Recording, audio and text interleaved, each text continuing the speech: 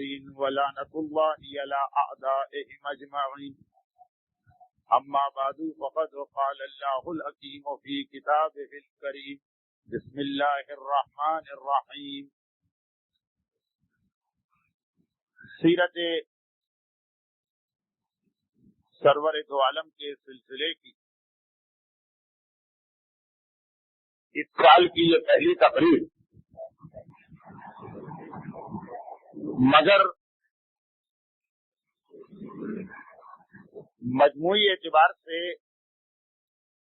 تقریر نمبر 190. ذرا تاخیر سے یہ سلسلہ شروع ہوا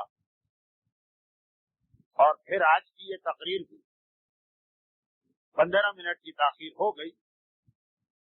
یہ وضاحت اس لیے ضروری ہے کہ یہ غلط فہمی نہ ہو جائے کہ اس سال کی تقاریر کا وقت 8:30 ہے.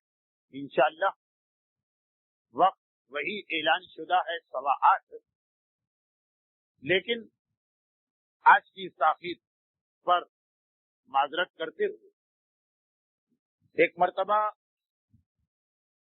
ہر سال کے طریقے کے مطابق 11-12 سال ہو چکے ہیں. ہر سال کے طریقے کے مطابق جب سال کے شروع یہ سلسلہ دوبارہ شروع کیا جاتا ہے تو پہلی تقریر میں کچھ تمہیدی باتیں بھی ہوتی اور پچھلے سال کی آخری تقریر کی کچھ چیزوں کو دہرانا پڑتا. سامنے بیٹھے ہوئے مجمع کے لیے تو یہ کوئی مسئلہ نہیں، اس لیے کہ کتنے مومنین ایسے ہوں گے جنہیں اس وقت آج 2 جمادی الاخری کی اس تاریخ یہ یاد ہو کہ آخری تقریر جو 16 شعبان سن 1418 ہجری کو ہوئی، بلکہ 15 شعبان روزہ کھول کے آپ لوگ یہاں آئے 8.5 مہینے پہلے، دسمبر کی 16 تاریخ 1997 اور آج 25 اگست 1998. سامنے بیٹھے ہوئے مجمع کو تو یہ یاد نہیں رہا ہوگا، لیکن کیوں کیسٹ کی شکل تقاریر سننے والوں کا یہ اعتراض ہر سال پہنچتا کہ ہم نے کیسٹ نمبر 189 میں جو بات سنی، فوراً ہی 190 نمبر کے کیسٹ میں آدھی تقریر میں وہی بات آ گئی. انہیں یہ لگتا ہے کہ فوراً 189 کے بعد 190، لیکن مجمع کے اعتبار سے تقریباً 8 مہینے 9 مہینے 10 مہینے کا بیچ میں وقفہ آ چکا ہوتا ہے. چنانچہ ان لوگوں سے معذرت کرتے ہوئے، لیکن جو موجود مجمع ہے اس کے لیے بات معمہ پہلی یا چیستان نہ بننے پائے، انہیں سلسلہ ملانے میں آسانی رہے، کچھ باتوں کی تکرار ضروری ہے. البتہ جیسا کہ میں نے عرض کیا کہ آخری تقریر کی کچھ باتوں کی تکرار سے پہلے ہر سال کی پہلی تقریر میں یہ وضاحت ضروری ہوتی کہ اس سلسلے کو اتنا طولانی کیوں کیا جا رہا، اور بہت ہی سادہ سے الفاظ میں یہ سارے حالات جاننے اور سمجھنے سے ہمیں فائدہ کیا ہوگا. چنانچہ سیرت رسول اور خاص طور پر ذات رسالت کی اسلام میں اہمیت، اس حوالے سے کچھ باتیں آتی ہیں. اگر خود یہ جملہ کتنا توہین آمیز ہے کہ تذکرہ اسلام کا کیا جائے اور اس تذکرے میں یہ سمجھانے کی ضرورت پڑے کہ اسلام بغیر پیغمبر اسلام کی عظمت کو مانے ہوئے صفت، ایک ایسا مسئلہ جو ہر مسلمان کے لیے اظہر من الشمس و ابین من الظہر ہونا چاہیے، بالکل روز روشن کی طرح واضح. لیکن ایسے حالات آ گئے کہ اب مسلمانوں کو بیٹھ کے یہ سمجھانا پڑتا کہ یاد رکھو وہ اسلام کچھ نہیں جس میں سے ذات رسالت کو نکال دیا جائے اور ذات رسالت کا صرف یہ تصور دیا جائے کہ ایک قاصد تھا، ایک پیغام وہ لے کے آیا، ہمیں پہنچایا، واپس چلا گیا. ہمارا اور پیغام بھیجنے والے کا براہ راست رابطہ اور رشتہ، اور بار بار ایسی مثالیں دہرائی جائیں کہ پیغام کے حوالے سے پوسٹ مین کی کیا اہمیت، خط کے حوالے سے ڈاکیے کی کیا حیثیت، بار بار یہ سمجھایا جائے کہ دینے والا پیغام دے کے چلا گیا، اب تو ہم ہیں، وہ پیغام ہے اور پیغام بھیجنے والا۔ بدقسمتی یہ ہے کہ ایسے تصورات اور خیالات آہستہ آہستہ ان لوگوں کے ذہنوں میں بھی آ رہی کہ جن کا ہر سانس آل رسول کی محبت میں گزرتا ہے اور گزرنا چاہیے۔ تفصیل میں جانے کی ضرورت نہیں، یہ نہیں ہے کہ میں ایک ثابت شدہ چیز بار بار دہرا کر تحصیل حاصل کرتے ایک ربط مل جائے۔ قرآن کریم کی جس آیت کی آج تلاوت کی، اسی آیت کے حوالے سے ایک بار پھر، یہ شاید اس سے پہلے 3 مرتبہ میں عرض کر چکا ہوں، ایک بار پھر سورہ نساء کی 64ویں آیت کو پڑھایا جائے، پڑھ لیا جائے اور سنا دیا جائے۔ اس کے بعد موجودہ حالات کے اعتبار سے بھی ایک پیغام، اور پھر سلسلہ مل جائے گا اسی تقریر سے جو 15 شعبان یعنی شب 16 شعبان کو پچھلے سال ہوئی۔ قرآن کی جس آیت کو آج سرنامہ کلام قرار دیا گیا ہے وہ کون سی آیت؟ وہ آیت بسم اللہ الرحمن الرحیم۔ اسی آیت کو آج سرنامہ کلام بنایا گیا تھا، جس کے اندر اللہ اپنے رحمان اور رحیم ہونے کا اعلان کیا۔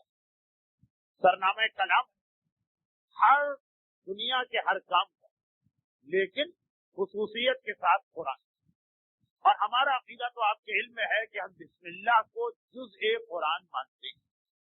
یہ دوسری بات کہ ہم ہی پہ یہ الزام لگایا جاتا ہے کہ یہ قرآن میں کسی تحریف یا کمی کے قائل، جب اکثر ایسے مکاتب فکر عالم اسلام جو اس بسم اللہ کو جزء قرآن مانتے ہی نہیں، اور وہ یہ کہتے ہیں کہ جس طرح باقی ہر کام کا آغاز بطور برکت بسم اللہ سے ہوتا، اسی طرح سے قرآن کے شروع میں اسے بطور برکت نازل کیا گیا۔ اور یہ چیز اتنی رائج اور عام ہے کہ آج بھی آپ دیکھ لیجئے، قرآن کریم جب چھاپے جاتے ہیں تو جس سورے کی جتنی بھی آیتیں ہیں اس میں بسم اللہ کو گنتی میں دیا ہی نہیں جاتا۔ آیت بسم اللہ کے بعد جو آیت ہے اسے پہلا نمبر دیا جاتا، کیونکہ معصوم کا حکم کہ جس انداز سے یہ قرآن رائج اسی انداز سے اسے اختیار کر، چنانچہ اس میں کہیں کہیں زیر و زبر کی اگر کوئی غلطی بھی اسے بھی اسی انداز سے دیا گیا۔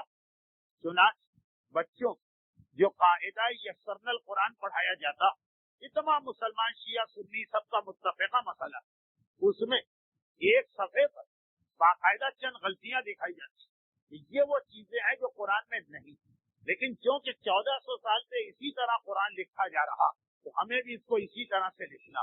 خیر، میں اس تفصیل میں جانا نہیں چاہتا، صرف ربط ملا رہا ہوں کہ بسم اللہ ہمارے نزدیک آیہ قرآن اس بسم اللہ کے علاوہ جو سورہ نمل کے درمیان میں استعمال ہوئی، وہ بسم اللہ بھی جو ہر سورے کے شروع میں آتی، اور اس کا اعلان ہی یہ ہے کہ اللہ رحیم۔ لیکن سوال یہ پیدا ہوتا کہ کیا اللہ یہ 114 مرتبہ اعلان کرنے کے بعد کہیں پر اس کی مزید کوئی وضاحت کی ہے، یا بس اسی اعلان کو کافی سمجھا؟ دین کا ایک انتہائی اہم مسئلہ، سیرت رسول کا ایک انتہائی اہم پیغام، یہ پیغام ہے سیرت رسول کا، لیکن کیوں خوش قسمتی جو مجمع میرے سامنے بیٹھا وہ اس پیغام کو اچھی طرح جانتا، اس لیے اس پیغام کی تفصیل میں نہیں جا رہا۔ وہ پیغام کیا؟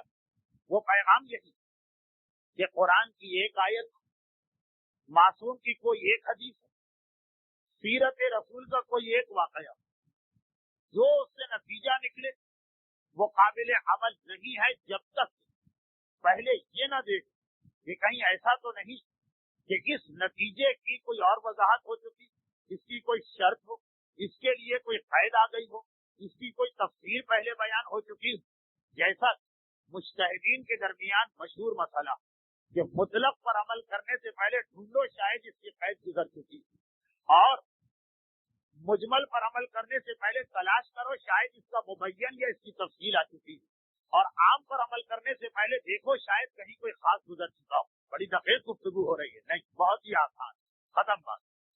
یہ وہی اصول جو امام نے اس وقت ارشاد فرمایا جب شہر نیشاپور میں آج امام کی سواری پہنچی مجمع کے بے حد اصرار پر پہلے تو ایک حدیث ارشاد فرمائی کہ پروردگار اعلان کرتا، وہ حدیث جس کا سلسلہ بھی بہت اہم ہے لیکن کئی بار یہاں پہ اس کا بیان ہو چکا کہ جو لا الہ الا اللہ کہے گا میرے قلعے میں داخل ہو۔ محمل کا پردہ گرا بھی دی، یعنی ایک طرح سے بات ختم ہو، جیسے کہا جائے کہ فل اسٹاپ لگ گئے، لیکن پھر اسی پردے کو اٹھائے اور کہا ولیکن بشرطھا وشروطھا، یہ جو لا الہ الا اللہ کہنے پر جنت ملتی، بظاہر پردہ گر گیا، بات مکمل ہو، اب اس کا نتیجہ یہ نکلا کہ نمازیں قضا کرو لیکن لا الہ الا اللہ کہو جنت، اب اس کا نتیجہ یہ نکلا کہ روزے ترک کرو اور لا الہ الا اللہ کہو جنت، اب اس کا نتیجہ یہ نکلا کہ شرابیں پیو اور لا الہ الا اللہ کہو اللہ کے قلعے میں داخل ہو گئے، اب اس کا نتیجہ یہ نکلا کہ سارے واجبات ترک کر دو اور سارے حرام دل کھول کے اور سینہ ٹھونک کے انجام، لا الہ الا اللہ کہہ دیا تو عذاب سے بچ گئے، مگر فل اسٹاپ لگانے کے بعد اور ایسا واضح فل اسٹاپ کے باقاعدہ محفل کا پردہ گرا دیا اور لوگ یہ سمجھے کہ کلام مکمل ہو گئے، جیسے آج کل کی اصطلاح میں خطیب مصائب کا بیان پڑھ کے دعا کر کے ایک بار ممبر سے اتر کے جانا اور پھر جاتے جاتے پلٹ کے واپس آ، امام نے ایک مرتبہ پھر محفل کا پردہ اٹھایا، کہا لیکن بشرطھا وشروطھا، یہ بات اپنی جگہ صحیح مگر اس کی شرائط ہونی چاہیے، اس کی شرائط خالی لا الہ الا اللہ عذاب خدا سے نہیں بچاتا، اس کی شرائط کا خیال کرنا، یہی چیز سیرت رسول کا پیغام بسم اللہ الرحمن الرحیم میں پہنچا، اللہ نے کہا میں رحیم، سوال یہ پیدا ہوتا کہ پورے قرآن میں کہیں اس کی کوئی وضاحت آئی ہے یا نہیں، یہ اعلان اتنا ہی، اس اعلان کا مطلب کیا، میں ہر ایک کے لیے رحیم، لیکن سورہ نساء کی 64ویں آیت جسے میں گزشتہ 2 سال سے پہلی تقریر کا سرنامہ کلام بناتا ہوں، صرف یاد دہانی کے لیے آیت کا ترجمہ پڑھنا اور آگے ہماری تقریر آگے جائے، آیت وَلَوْ أَنَّهُمْ إِذْ جَاءُوا أَنفُسَهُمْ وَلَوْ أَنَّهُمْ إِذْ ظَلَمُوا أَنفُسَهُمْ جَاءُوكَ فَاسْتَغْفَرُوا اللَّهَ وَاسْتَغْفَرَ لَهُمُ الرَّسُولُ لَوَجَدُوا اللَّهَ تَوَّابًا رَحِيمًا،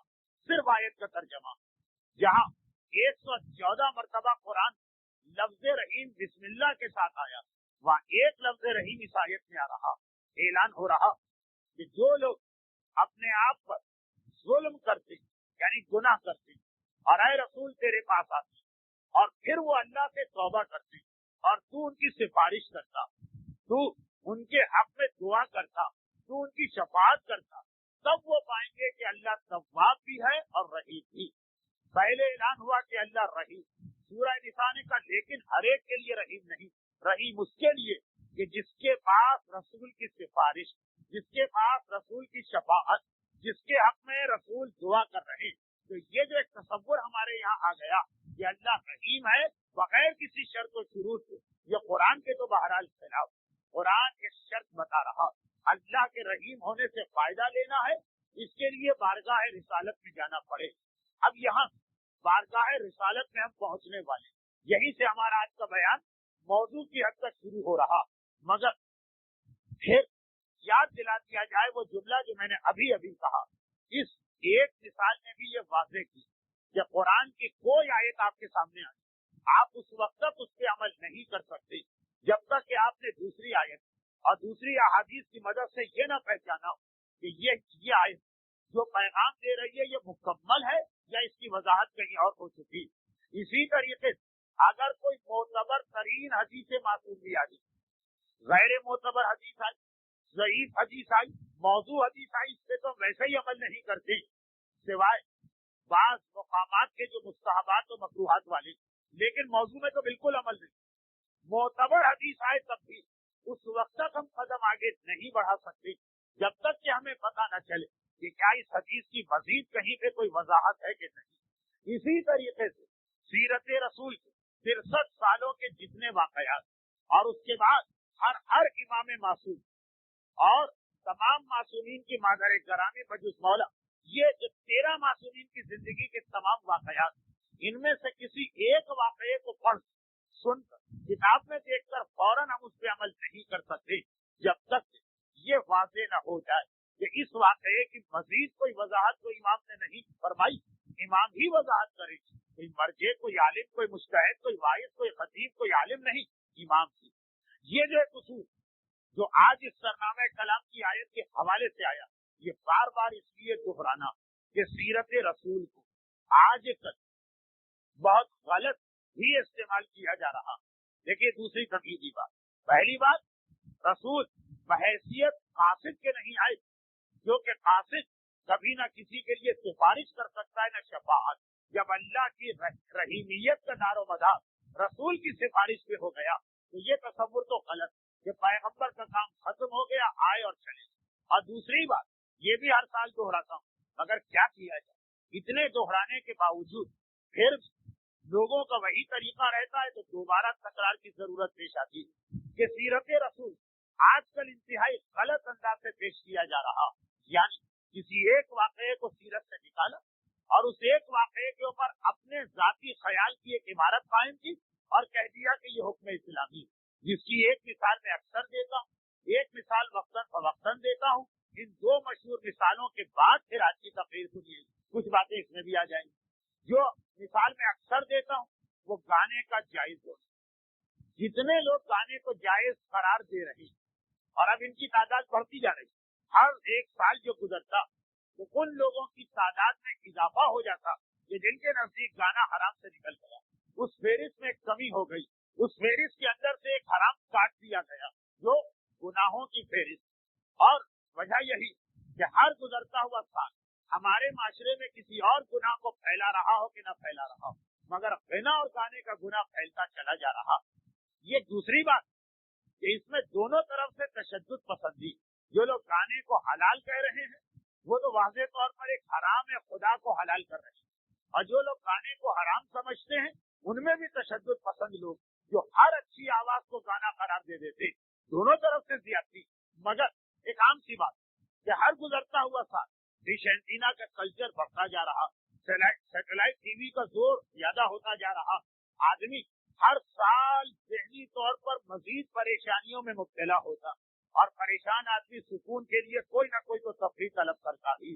चुनांचे दिन भर घर के बाहर रहने वाला एक शख्स जो पूरे माशरे, पूरे बाजार और बाहर की तमाम जहमतों से चूर चूर दिमागी तौर पे थका हुआ घर में आया, अब वो कोई खुश्क बात, कोई सख्त बात और कोई ऐसी बात सुनने को तैयार नहीं है जो उसके आसाब से ताज़ियाना बने। अब उसे सुकून पहुंचाने वाली चीज चाहिए।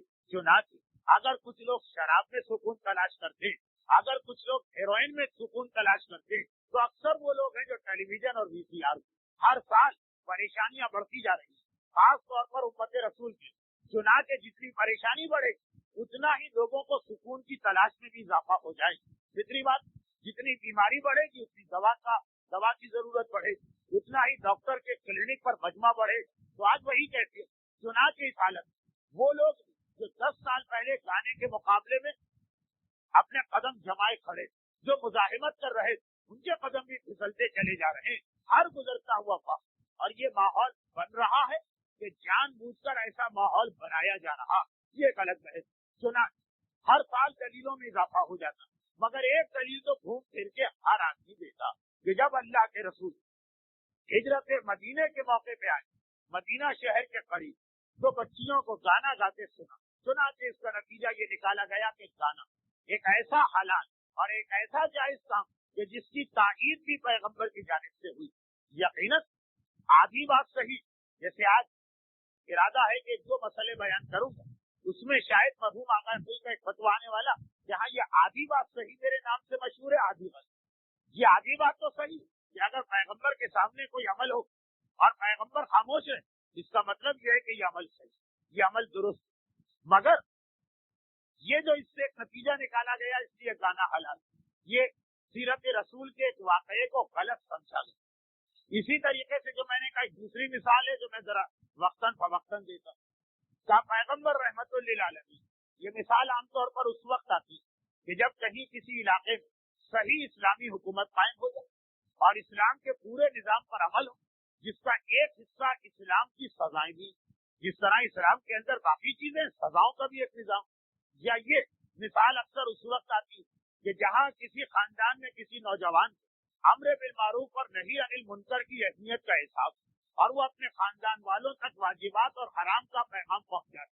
تو پلٹ کے یہ کہا جاتا کہ یہ علماء، یہ مولوی، یہ ملا ان کا بنایا ہوا اسلام. پیغمبر تو رحمت ہی رحمت تھی، اور ایسی رحمت ہے کہ فتح مکہ کے موقع پر اپنے خون کے پیاسوں کو معاف کر دیا گیا. دیکھیے واقعہ سیرت رسول کا استعمال ہو رہا اور نتیجہ وہ نکالا جا رہا جو پیغمبر کے مقصد کے خلاف. کسی شخص پر اسی کے دیے ہوئے ہدیے، تحفے اور نعمت کی مدد سے حملہ کرنا، اسی سے طاقت لی، اسی سے توانائی لی اور اسی کے خلاف حملہ. جو اکثر بارگاہ الہی کے سلسلے میں مسئلہ تھا، اللہ کی دی ہوئی طاقت ہے اور اسی سے گناہ کر رہے. پیغمبر کی سیرت رسول، اس کے ایک واقعے سیاق و سباق سے کاٹا اور مقصد رسول کے خلاف استعمال کی کہ اب اگر ہم داڑھی شیو کریں تو کوئی اعتراض نہ کرے، اس لیے کہ وہ خون کے پیاسوں کو معاف کرنے والا. کیا ہمیں معاف نہ کرے؟ اگر ہمارے گھر کی عورت بے حجاب اور خوریاں گھر سے باہر نکلے تو نہیں انل منکر کے حوالے سے بھی کوئی زبان نہ کھولے، اس لیے کہ وہ خون کے پیاسوں کو معاف کرنے والا. کیا ہم کو معاف نہ کرے گا جو اس کے امتی؟ اور پھر یہ دلیل چھوٹا سا واقعہ لی اور اس کے اوپر پوری ایک عمارت قائم کر دی. جس عمارت کا خلاصہ اس پوری عمارت کا خلاصہ یہ ہے کہ اسلام کے کسی واجب کی پابندی کی ضرورت نہیں، اور اسلام کے کسی حرام سے اپنے آپ کو بچانے کی ضرورت نہیں. اور دلیل میں خود پیغمبر اسلام کو پیش کیا جا رہا جو اسلام لے کے آیا، جو واجبات کی پابندی کا پیغام پہنچاتا رہا، جو حرام سے اپنے ماننے والوں کو روکتا رہا. خصوصیت کے ساتھ ہجرت مدینہ کے بعد جب شریعت کے احکامات صحیح معنوں میں آنے لگے اور اسی کی سیرت کا ایک واقعہ اسی کے خلاف استعمال کیا جائے. یہ صرف دو مثالیں نہیں، دو بہت چلتی ہوئی مثالیں، ایسی کتنی ہی اور مثالیں. تو یہ پیغام ہمیشہ ذہن میں رہنا چاہیے کہ چاہے وہ سیرت رسول ہو کہ سیرت امام، اور چاہے وہ قرآن کی آیت ہو کہ قول معصوم، جب تک اس کی تمام تفصیلات کو نہ پڑھا جائے اس وقت تک از خود کوئی فیصلہ نہ کیا جائے. اور جو ان تمام تفصیلات کو جاننے کے قابل ہو جائے اسے ہم اپنی دینی زبان میں مجتہد کہتے ہیں. جب کوئی مجتہد بن گیا اسے تو نتیجہ نکالنے کا اختیار، اس سے پہلے تک چاہے آدمی کتنا ہی صاحب علم کیوں نہ ہو، نتیجہ نکالنے کی اجازت نہیں ہے. کیوں؟ ہم اپنی آنکھوں سے دیکھ رہے ہیں کہ صحیح واقعے سے غلط نتیجہ کتنے لوگوں نے نکالا اور بار بار نکالا. خیر، اب اور میں مثالیں دوں گا تو بات بڑھتی چلی جائے گی. خصوصیت کے ساتھ ابھی میں نے عرض کیا کہ سیرت رسول وہ سبق لینے کے بجائے جو آج کے معاشرے میں اور ہے، ہم بالکل الٹا سبق لینے لگے کہ جی پیغمبر کا پیغام فقط دل بہلانے کے لیے تھا ورنہ عمل ومل کی ضرورت نہ تھی. ارے 23 سال اتنی زحمتیں پیغمبر کو اٹھانے کی ضرورت کیا پیش آ رہی؟ اگر یہ سارا نظام فقط زبانی، اگر اس کے بعد عملی اعتبار سے آدمی کو اپنے آپ کو بدلنا نہ، واقعاً جو سبق، واقعاً جو پیغام سیرت رسول سے ہم کو لینا وہ یہ کہ دین کے نام پر، مذہب کے نام پر عمل کرتے ہوئے جتنی بھی زحمتیں ہیں ان سب کو برداشت کرو اور پھر یہ سوچ کے برداشت کرو کہ یہ تو کچھ بھی نہیں. آج کا ماحول اور آج کا دور، دو چھوٹی چھوٹی حدیثیں سنیے پھر ربط ملے گا. یہ بے ربط بات نہیں. ہم نے پیغام کیا لیا؟ گانا حرام نہیں ہے، حلال. ہم نے پیغام کیا لیا کہ کسی واجب اور حرام کی پابندی کی ضرورت نہیں ہے کیونکہ فتح مکہ میں سب کو معاف کیا گیا. جو فتح مکہ میں سب کو معاف کر سکتا ہے روز قیامت تو یقیناً معاف کرے. یہ ہم نے خلاصہ نکالا سیرت رسول.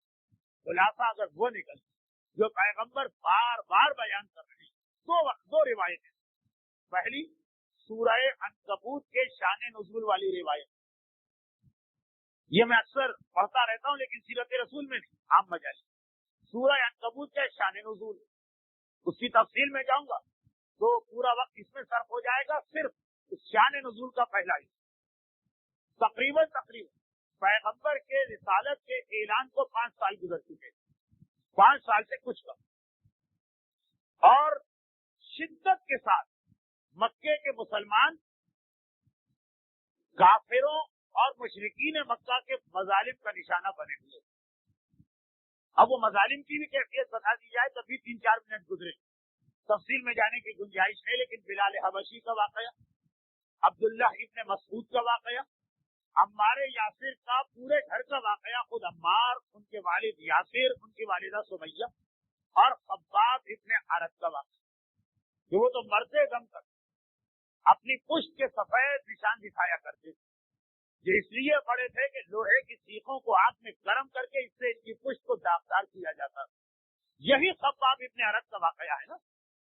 ایک دن جب تھوڑا سا وقت ملا مظالم کے درمیان ان کو سانس لینے، غلام ہے تو ان کے آقا ظلم اٹھاتے، خاندان کا کوئی آدمی ہے تو خاندان والے ظلم اٹھاتے، کوئی اجنبی مکے میں رہتا ہے تو پڑوسی ظلم اٹھاتا. خباب ابن ارت کو غلام. ایک دن موقع ملا تھوڑا، کیونکہ کفار مکہ یہ بھی کوشش کرتے تھے کہ ان کے ظلم کا نشانہ بننے والا مرنے بھی نہ پائے. اتنا ظلم کرو کہ پھر وہ بچ، تاکہ دوسرے دن نیا ظلم کرنے کا موقع ملے. خباب ابن ارت پیغمبر اسلام کی تلاش میں تو نہیں، خانہ خدا کی زیارت کے لیے مسجد الحرام میں داخل ہوئے. ہمارے اور آپ کے لیے تو یہ حکم ہے کہ جیسے ہی مسجد الحرام میں داخل اپنے ذہن کو تیار کر لو کہ کیا دعا مانگنا، کیونکہ خانہ خدا کو دیکھتے ہی جو پہلی دعا مانگی جائے وہ فوراً قبول. خباب ابن ارت ابھی تک یہ حدیث سامنے نہیں آئی، چنانچہ وہ فقط دیوار کعبہ کی زیارت کرنا چاہتے ہیں کہ ایک دم نگاہ پڑی کہ مقام ابراہیم کے برابر پیغمبر اسلام دیوار کعبہ سے دیکھ لگائے بیٹھے. مقام ابراہیم اس زمانے میں وہاں نہیں تھا جہاں آج ہے. یہاں سے مقام ابراہیم کو پیچھے دھکیل دیوار کعبہ سے ملا دیں، اس کے برابر پیغمبر بیٹھے. تو یہ کون سی جگہ بنی؟ دروازے کے برابر. خباب نے جیسے ہی پیغمبر کو دیکھا آگے اور کہا اللہ کے رسول، ان کافروں کے اور دشمنوں کے مظالم حد سے زیادہ ہو گئے، آپ ہمارے لیے دعا کی. صرف اس وقت التماس سے دعا کی، لیکن اس التماس سے دعا سے پہلے جو جملہ اس کا مفہوم یہ نکل رہا کہ جیسے ہم نے اسلام کے لیے بڑی قربانیاں دے دی، ان اصحاب باوفا کے اس استقامت و صبر کا کوئی جواب نہیں. مگر اسلام تو نام ہی اس چیز کا ہے کہ تیار رہو ان تمام چیزوں کے. ذرا سا غیر ارادی طور پر بھی ایسا لفظ تمہاری زبان پہ نہ کہ جیسے تم نے اپنا فریضہ ادا کر دیا، جیسے تم نے بہت مظالم سہ لیے، اب تو تمہارے اوپر رحمت آنی چاہیے. خباب نے صرف اتنا کہا کہ اللہ کے رسول یہ مظالم بڑھتے جا رہے، ہمارے لیے دعا کی. پیغمبر کے چہرے کا رنگ سرخ ہے. سورہ عنکبوت کی شان نزول کا یہ واقعہ. اور ایک مرتبہ کہا کہ تم لوگوں کو کیا ہو گئے، زبان پہ دعویٰ ایمان کرتے اور ایمان کی خاطر مصیبتیں برداشت کرنے کو تیار نہیں ہوتی. تم پر کیا مصیبتیں آئیں جو تم سے پہلوں پہ آئیں؟ کیا تمہیں نہیں معلوم کہ جو پہلے کے مسلمان گزرے زمین میں گڑھا کھود کے ان کو آدھا اس میں دفن کیا جاتا اور ان کے سر پر آرا رکھ کر ان کے سر کو اس سے کاٹا جاتا، جسم کے 2 ٹکڑے کیے جاتے. کیا تمہیں پتا نہیں کہ لوہے کی کنگھیاں بنا کر ان کے جسم کے ایک ایک جوڑ کو ان کنگھیوں کی مدد سے نوچا جاتا؟ پیغمبر فرماتے کہ جب تم نے اسلام قبول کیا تو اس سے زیادہ قربانیوں کے لیے بھی تیار رہو. اور بس فوراً وہ سورہ عنکبوت نازل ہو گیا جو ہر شب قدر میں آپ پڑھ کے اس پیغام کو دہراتے ہیں. احسب الناس ان یترکوا ان یقولوا آمنا وهم لا یفتنون. کیا تم نے یہ سمجھ لیا کہ خالی اپنے آپ کو مومن کہہ کے چھوڑ دیا جاؤ اور تمہارا کوئی امتحان نہ ہوگا؟ اللہ کا رسول اصل پیغام یہ دے رہا، گانے کو حلال کرو، شراب کو حلال کرو، جھوٹ اور غیبت کو حلال کرو، حرام رزق کو حلال کرو، نمازوں کو معاف کراؤ، روزوں کو معاف کراؤ. یہ سیرت رسول نہیں ہے جو ہم میں سے بہت سو کی محنتوں کا خلاصہ ہی. یہ ہے سیرت رسول. کہ ایک بار خباب ابن ارت جیسے صاحب کہ جن صحابی کے مخلص ہونے پہ عالم اسلام کا اجماع اور جنہوں نے واقعاً یہ مصیبت برداشت کی کہ لوہے کی سیخ کو آگ میں ڈال ان کی پشت کو اس سے داغدار کیا جاتا، مگر پیغمبر کہہ رہے اسلام قبول کیا، ان سب کو برداشت کر. دوسری وہ حدیث کہ جس کا حوالہ شہید باقر صدر، اور یہ حدیث آپ کو آغا تیجانی کی پہلی کتاب کے آخر میں ملی. آغا تیجانی یونس کے وہ عالم کہ جنہوں نے نجف کے پہلے دورے مرحوم آیت اللہ خوئی اور شہید باقر صدر سے ملاقات کی اور اتنے متاثر ہو کے آئے کہ اس کتاب کی پھر ایک ایک سطر بتا رہی کہ کتنے متاثر. اور اس کتاب کے آخر جب وہ اپنا یہ واقعہ لکھتے کہ جب دوبارہ میں نجف میں پہلی دفعہ نجف گیا تھا، دشمن اہل بیت نجس سمجھتا تھا، کافر سمجھتا تھا، مشرک سمجھتا تھا، نجس سمجھتا تھا. اور دوبارہ گیا تو اس طرح کہ وہ خبر لے کے گئے جو پہلے خط کے ذریعے بھجوا چکا کہ تیونس میں تاریخ میں پہلی مرتبہ عید غدیر کا جشن بپا ہوا. اور جب دوبارہ نجف جاتے तो अब इसके नतीजे में यहाँ जिस इलाके में रहते मुसीबत, शहीद बाकर सदर से मुलाकात, पहली मुलाकात किताब के शुरू में लिखी, दूसरी मुलाकात किताब के आखिर में लिखी, जहाँ पर वो वाला वाकया है कि वो रिजाई भाई बहन का मसला खड़ा हुआ और आगा कोई की किताब के एक मसले से मसला हल हुआ, लेकिन कोर्ट में जाकर है।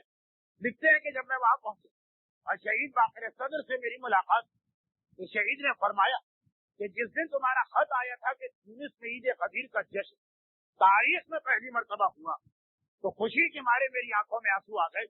मैंने उसके बाद अपनी कैफियत बताई और कहा कि लेकिन इसके नतीजे मुझ पर ये मुसीबतें और ये परेशानी आ रही, ऐसी तोहमतें लगाई जा रही, मेरे दोस्तों और खानदान वालों को मुझसे बरगश्ता किया जा रहा। उस वक्त शहीद ने कहा एक हदीस सुन लो और ये हदीस हमेशा तुम्हारे काम आए। वो ये कि जब एक शख्स अल्लाह के रसूल के खिदमत में आए और कहा क्या ये है सीरत रसूल का खुलासे के हवाले से पेश कर रहा हूँ, ये कही कि ये है सीरत रसूल का सरनामा। यहाँ से पूरी सीरत शुरू होती है कि ये जज्बा लेने के लिए सब कुछ शुरू। ये जब अल्लाह के रसूल के पास आए और कहा क्या है अल्लाह के रसूल, मेरे दिल में आपकी मोहब्बत पैदा हो गई और मैं आपको दोस्त रखता हूँ। तो पैगंबर ने कहा तुम्हें मुबारक, मगर अब मुसीबतों की कसरत का सामना करने के लिए तैयार हो। जिसके दिल में मेरी मोहब्बत आई और जो मुझे दोस्त रखे, मुसीबतें और परेशानियों का मुसलसल उसे सामना करना पड़े। उसने घबरा के कहा और अल्लाह के रसूल, मैं आपके चचा के बेटे यानी आपके चचा जात भाई अली को भी दोस्त रखता हूँ और उनकी मोहब्बत भी मेरे दिल में पैदा हुई। तो कहा कि तुझे बशारत और खुशखबरी, लेकिन कसरत आदा, एकदम से दुश्मनों की तादाद बढ़ जाए, आदा की कसरत के लिए तैयार हो, दुश्मनों की अक्सरियत के लिए तैयार हो जाए। मैंने कहा, उस आदमी ने घबरा के कहा अरे अल्लाह के रसूल, और मेरे दिल में आपके बेटो हसनैन की भी मोहब्बत और दोस्ती है। वो कहा फक्र और फाका और हर किस्म की सख्ती बर्दाश्त करने के लिए तैयार हो जाओ। मोहब्बत पंजतन का खुलासा एक ये कि इसका नतीजा क्या होगा, वो अज्र, वो मुश्ता, वो बशारत, जो मलकुल मौत के आने से लेके फिशार से लेके सुवाले मुनकिर और नकीर तक, वहाँ से लेके बरज़ख तक, बरज़ख से मैदान हशर तक, वहाँ से पुले सिरात तक, वहाँ से जन्नत तक, वो सारी नेमतें, वो सारी बरकतें, वो सारी रहमतें। मगर उससे पहले का ये इम्तिहान कि रसूल से दोस्ती की है, हर मुसीबत का सामना करना, अली से दोस्ती की है, जर्रा जर्रा तुम्हारा दुश्मन होगा, हर आदमी तुम्हारा मुखालिफ हो जाएगा। जितनी मोहब्बत बढ़ती जाएगी उतने आदा की कसरत होगी। चुनाचे माल का भी इम्तिहान देना होगा, इज्जतों का इम्तिहान भी देना पड़ेगा, जाने भी देना पड़ेगी, औलाद के भी लाशें उठाना पड़ेंगे। हर तरफ से लगेगा कि जैसे आज ये दुनिया रसूल के मानने वालों की दुश्मन है, और ऐसा लगेगा कि आज के मुसलमान अली के मानने वालों के दुश्मन है। हसनैन से मोहब्बत की, फक्र फाका का इम्तिहान देने के लिए तैयार हो जाओ। यहाँ तक हदीस, इसके आगे शहीद सदर ने अपने अल्फाज उन्हें तसल्ली दी, लेकिन जो कि मेरा मौजूद सिर्फ ये है कि खुलासा सीरत रसूल का ये और सरनामा सीरत रसूल का ये, जैसे कितनी जहमतें उसने बर्दाश्त की, इस्लाम को कितनी मुश्किलों से इसने हम तक पहुंचाया, या फकत इसलिए कि हम उसके लाए हुए निजाम को तबाह करते रहे, उसकी बताई हुई हराम चीजों को हलाल करते रहे, उसके बताए हुए वाजिबात को जायज और मुबाह असर करने के काबिल बनाते रहे। नहीं, ये सीरत रसूल 63 साल की जिंदगी एक एक लम्हा ये बता रहा कि अल्लाह का रसूल। इस्लाम आसान भी है, ऐसा नहीं कि सिर्फ मुश्किलात ही मुश्किलात, इस्लाम पर अमल करने से माशरे की तरफ से मुश्किलात हो, लेकिन खुद इस्लाम आसान भी है। खुलासा ये कि जो हलाल मोहम्मद है वो कयामत तक हलाल, जो हराम मोहम्मद है वो कयामत तक हराम। जो हलाल करके गए उसे खुशी से लो, उस पर ये एतराज ना करो कि ये हलाल क्यों। हमारे यहाँ ये भी तो एक मिजाज बन गया है ना, जो मैंने तकरीर के शुरू में कहा कि मौसीकी के हवाले जो दूसरा गिरोह है शिद्दत पसंद, वो हर अच्छी आवाज को हराम कर देने के तैयार। न हलाल पर एतराज करो कि हलाल क्यों किया, न हराम पर एतराज करो कि हराम क्यों किया गया। इसका दूसरा हिस्सा जितना मुश्किल है उतना ही पहला भी मुश्किल।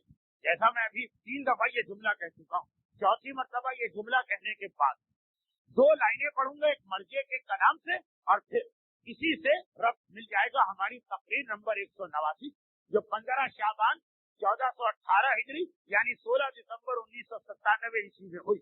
और वो एक जुमला जो 4थी मरतबा दोहरा रहा हूँ, वो ये कि हम लोग ऐसे लोगों को देखने के तो आदी हैं जो हराम को हलाल करना चाहते हैं, मगर जो लोग हलाल को भी हराम कराना चाहते हैं वो भी एक मिजाज हमारे यहाँ। अब खुदा मालूम वो खुद इस पे अमल करते हैं कि नहीं, लेकिन انہیں اس پر بھی اعتراض ہوتا.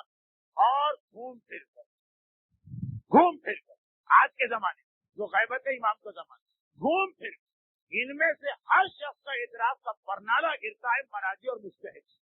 جو حرام کو حرام نہیں ماننا چاہتا, اسے رشوت کی اجازت چاہیے, اسے شراب کی اجازت چاہیے, اسے سود کی اجازت چاہیے, اسے کھانے کی اجازت چاہیے, وہ بھی ہدف اور ٹارگیٹ بناتے ہیں مراجع اور مجتہدین.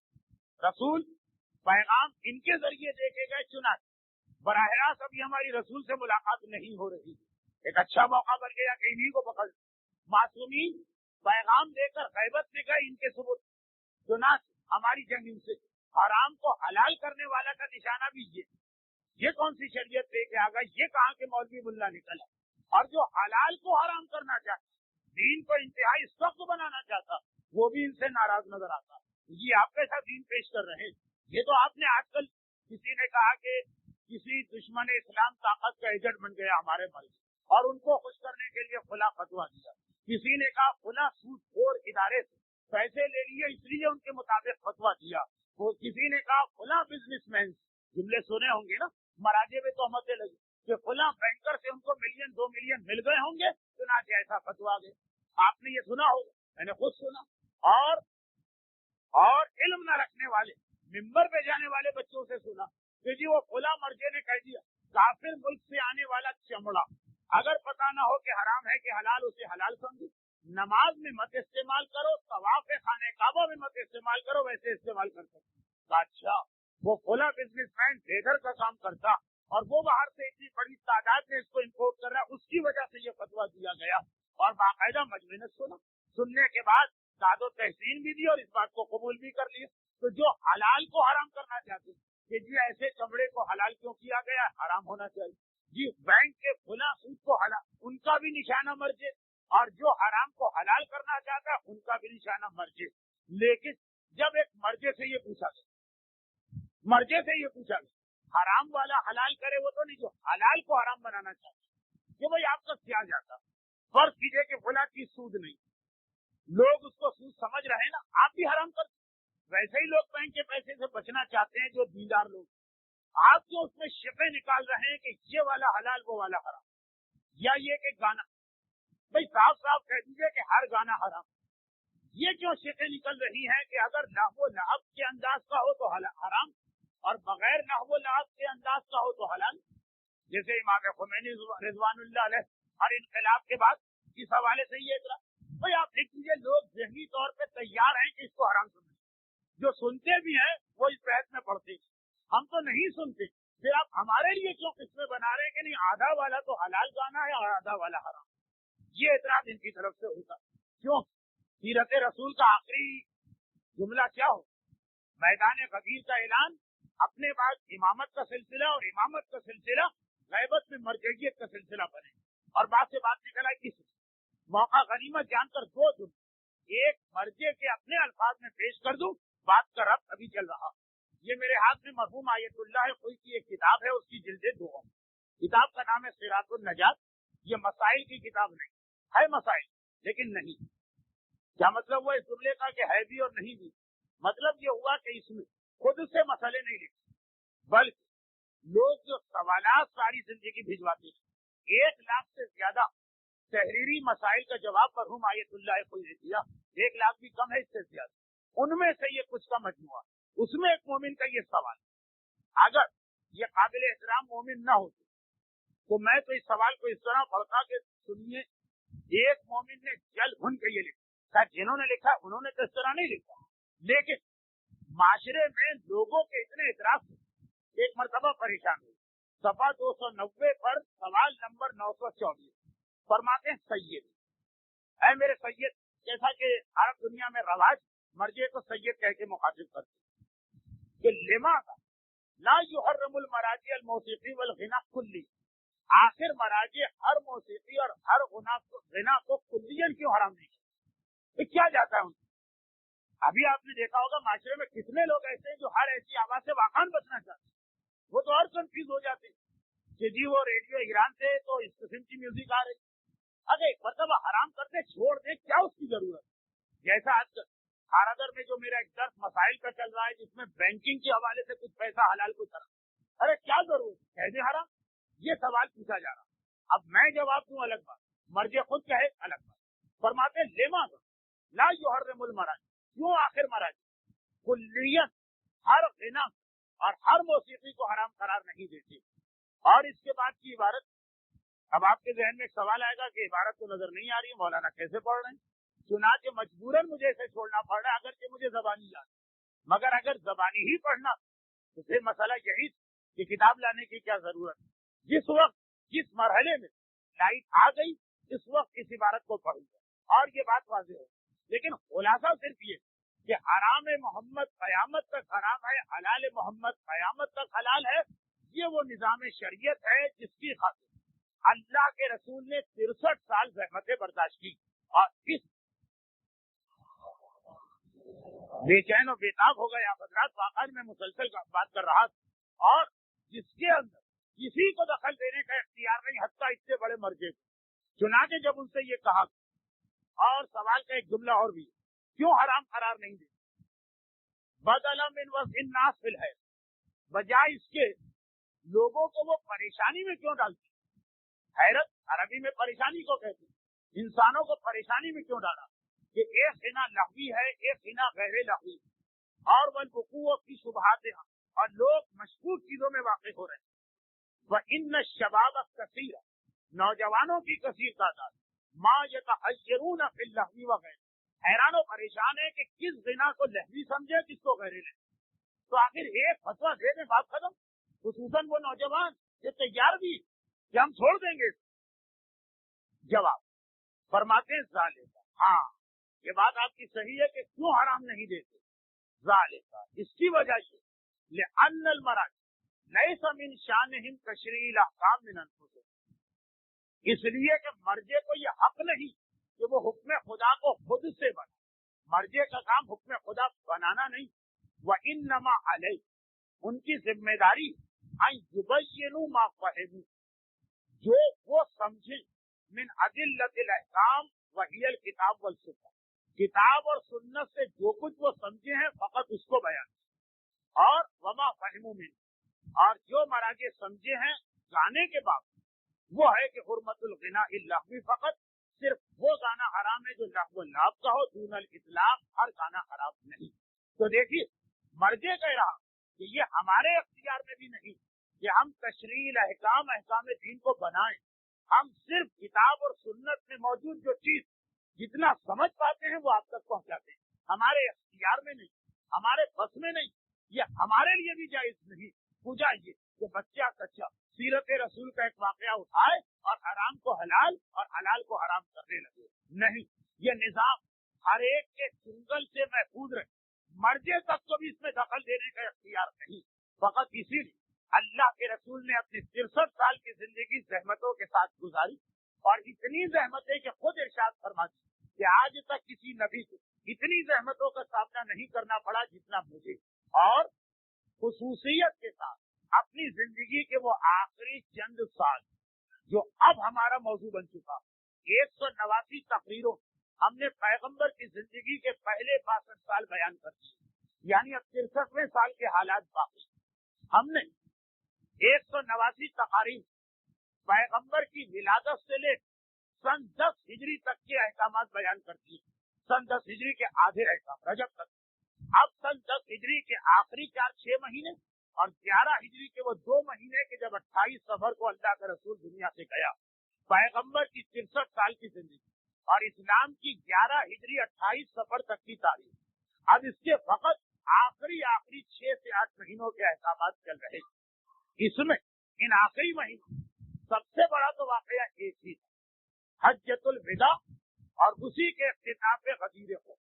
مگر اس کے علاوہ یہ تو سب سے بڑا اور اہم ترین واقعہ تھا. اسی کے سیرت رسول انشاءاللہ بیان کی حد تک اختتام کو پہنچے.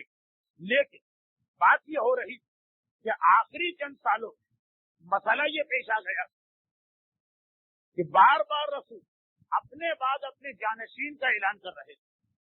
چنانچہ وہ لوگ جو اس جملے سیرت رسول پہ ایک فلم بنائی گئی ہے، میں اس میں ایک بڑی مشہور شخصیت کا ایک جملہ تو وہ لوگ جو اس جملے کے مطابق مدینے آ چکے تھے، وہ جملہ کیا کہ ہم انہیں شکست نہیں دے سکے، لیٹس جوائن دیم، اب ہمیں چاہیے ان کی صفوں میں شامل ہو۔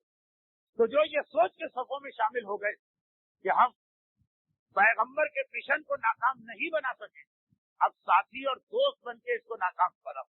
چنانچہ ان کی امیدیں تھی کہ اللہ کا رسول اب کتنے عرصے مزید جیے گا۔ یہ مومن کا ذہن ہے جس کی تمنا یہ ہے کہ پیغمبر قیامت تک، اور وہ دشمن اور موقع کے تلاش کرنے والے منافق کا ذہن تو کتنے عرصے جیے۔ عربوں کے اعتبار سے 60-63 سال کی عمر ہو گئی، اور کچھ ایسے حالات بھی بنا دیے گئے کہ اگر پیغمبر طبعی موت دنیا سے رخصت نہ ہو تو زہر کے ذریعے ان کو شہید کیا جائے۔ آخر کی تقریروں اس پر بھی ذرا سی ہم کو روشنی ڈالنا۔ لیکن جب یہ دیکھا کہ پیغمبر کوئی غیب اور خلا نہیں چھوڑ رہے، جہاں وہ دنیا سے جا رہے ہیں وہیں اسلام کی حفاظت کا انتظام کر کے جا رہے ہیں، تو اب ان کی امیدوں پہ اوس پڑنے لگے، اور انہوں نے کہا یہ تو اور بڑی گڑبڑ ہو گئی، تیاریاں ہو رہی کہ کسی طرح سے پیغمبر کی خواہش پوری نہ ہو۔ چنانچہ آپ کو یاد ہو کہ گزشتہ 3 سال، چاہے وہ جنگ تبوک، چاہے وہ غزوہ حنین و طائف، اور چاہے وہ مولا کا یمن کے علاقے میں 6 مہینے کے لیے بھی،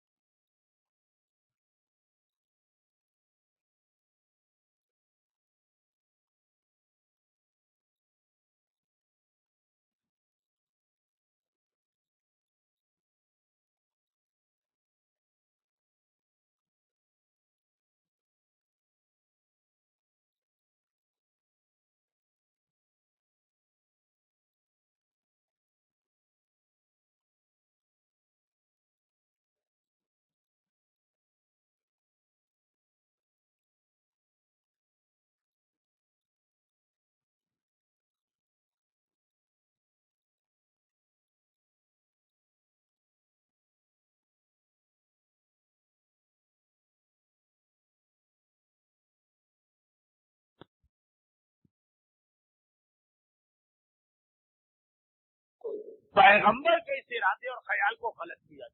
مگر یہ تو ایک سازش چل رہی ہے، اس کے ساتھ ساتھ دوسری چیز وہ یہ کہ آخری سالوں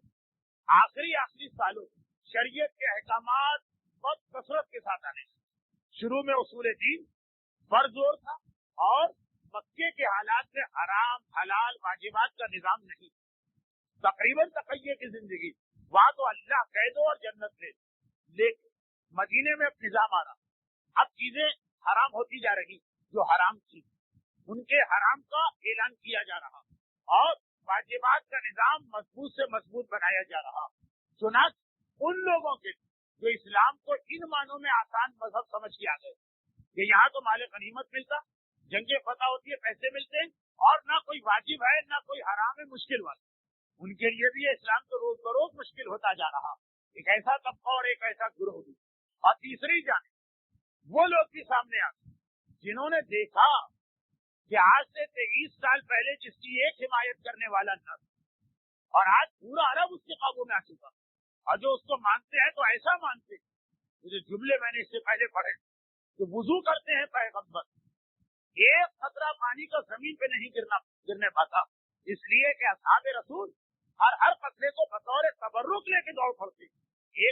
दिन के वुजू की बात नहीं, रोजाना के जितने वुजू अल्लाह के रसूल कर रहे, जिसके एहतराम की ये कैफियत कि लोग उसके लुआब दहन को बतौर शफा और तबर्रुक लेके जा रहे हैं, जो नाच काफिरों की जबान का ये खतरा है कि हमने ईरान के बादशाह को भी देखा कैसी शान और शौकत के साथ तख्त पर बैठता, और हमने रोम के कैसर को भी देखा कैसे जाहो जलाल के साथ हुकूमत करता, लेकिन खुदा की कसम जितनी इज्जत और एहतराम इस रसूल को उसके मानने वालों के दरमियान देखा, न कैसर को कभी नसीब हुआ और न किसरा बादशाह ने कभी इसका तसव्वुर किया। तो अब जब ये माहौल बन गया तो हमेशा से दुनिया में एक तबका रहा जो आजकल पाकिस्तान की इस्तिलाह, बड़ी भोंडी इस्तिलाह, जिसे कुर्सी से मोहब्बत होती, जिसे इख्तिदार का चस्का लगता है और मजा होता, उन्होंने देखा कि ये इसके पास क्या जब इसने ऐलान रिसालत किया, कौन था इसके साथ?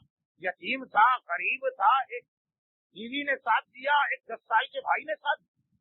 देखते ही देखते कहां से कहां पहुंच गए, ये खैबर का सारा माल गनीमत इसके कदमों तले आ गए, पूरा मक्का शहर जो है वो उसके ताबे और फरमा बरदार बन गई। उन्होंने कहा हुकूमत हासिल करने का ये तो बड़ा अच्छा तरीका, जैसे हमारे मुल्क में भी ऐसे हुक्मरान गुजरे कि जब इन्होंने देखा इस्लाम का नाम लिया जाए तो लोग दौड़ के आ जाते, चुनाचे का इनाम बुलंद। जब ये देखा कि माशी सहूलतें देने का नारा लगाया जाए तो वो लोग दौड़ के आ जाते। उन्होंने रोटी, कपड़ा, मकान और इस किस्म के नारे लगाए। तो इन लोगों ने ये देखा उस जमाने की कुर्सी लेना, इख्तिदार हासिल करना, लोगों के ऊपर हुकूमतें करना, कैसी हुकूमत? ये जवाब एक मरतबा मेरे 7वें इमाम ने हारून रशीद को दिया था, जब हारून ने कहा कि मैं लोगों का बादशाह हूँ, मुझ में और आप में क्या फर्क है? आप क्यों अपने आप को मेरे बराबर मानते? मैं लोगों का हुक्मरान। फर्क वाला जुमला छोड़ दीजिए, वो एक और जुमला, मैं हुक्मरान हूँ, आप मेरे बराबर कैसे हो गए? हम भी हुकूमत करते। फर्क सिर्फ इतना है कि तुम खाली जिस्मों पे हुकूमत करते हैं और हम लोगों के दिलों पे हुकूमत किया करते हैं।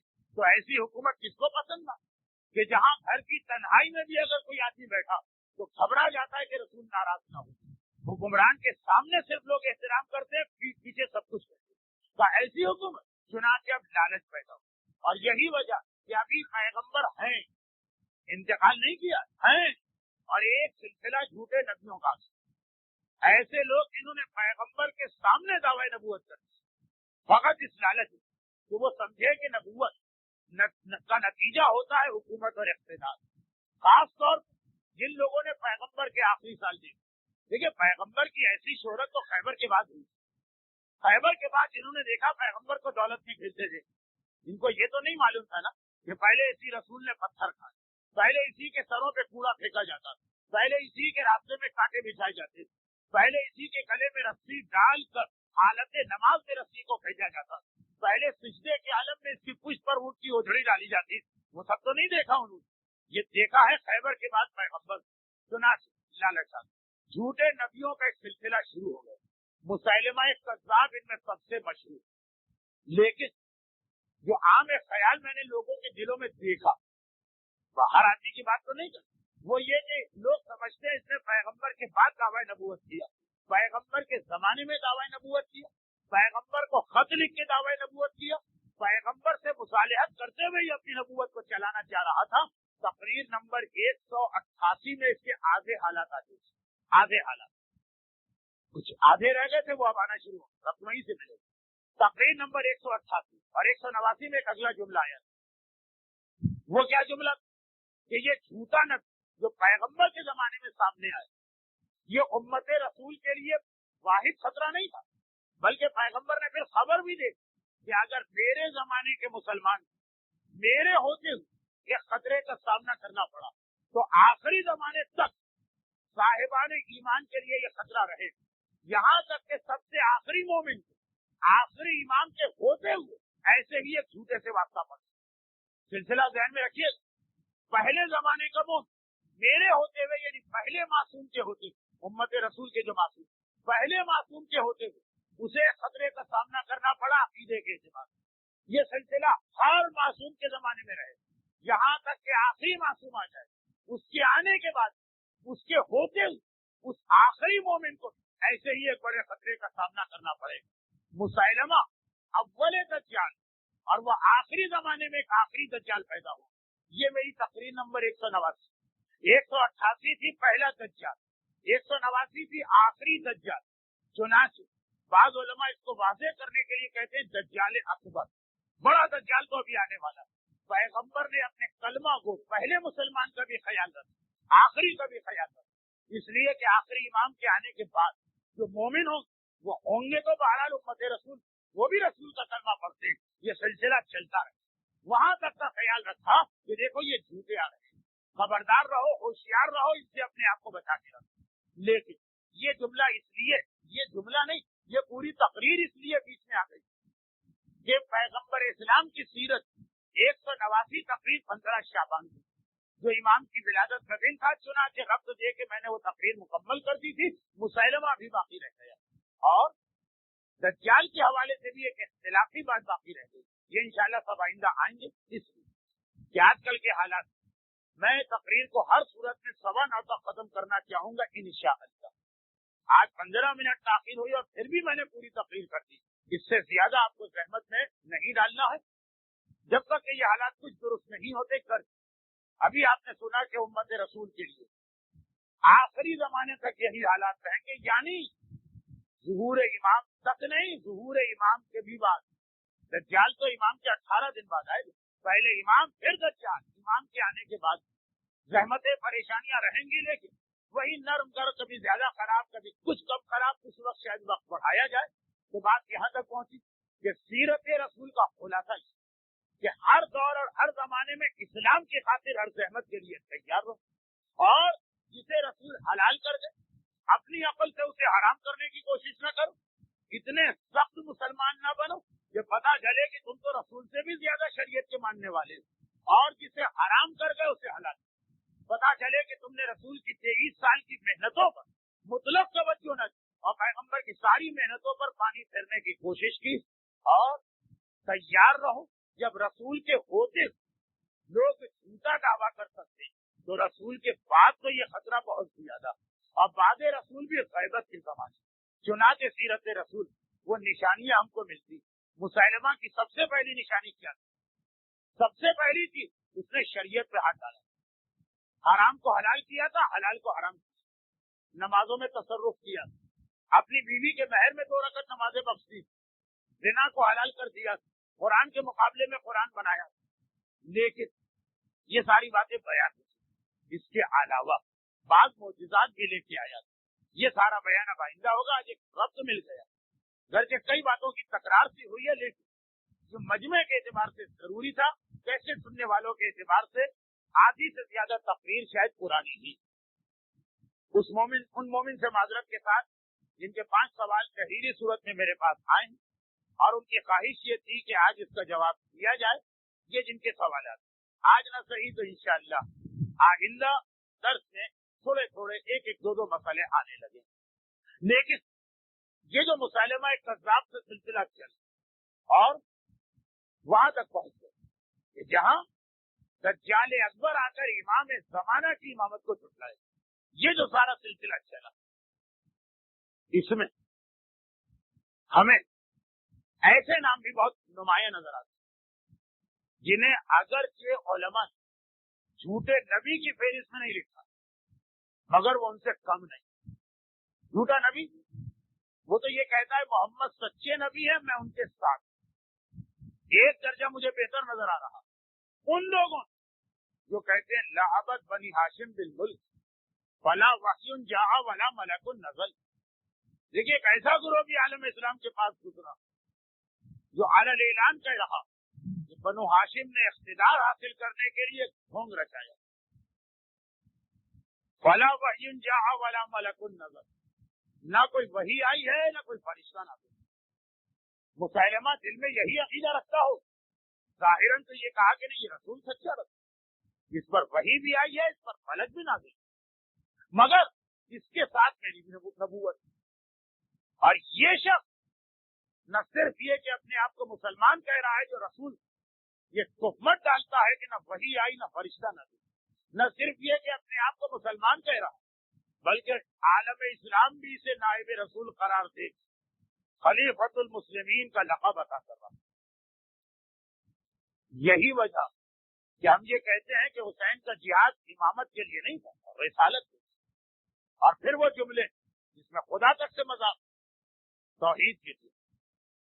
البتہ جب یہ جملے کہے گئے وہ بڑا عجیب ماحول، سجا ہوا دربار، سارے درباریوں کی حاضری آج مکمل، خاص طور پر خواہش و فرمائش کر ایک ایک سفیر کو بلایا گیا، ساری دنیا کفر کے سفیر آج یہ تماشا دیکھنے آئے کہ حاکم خود خواہش کر رہا کہ آج تمہیں دربار میں ضرور آنا۔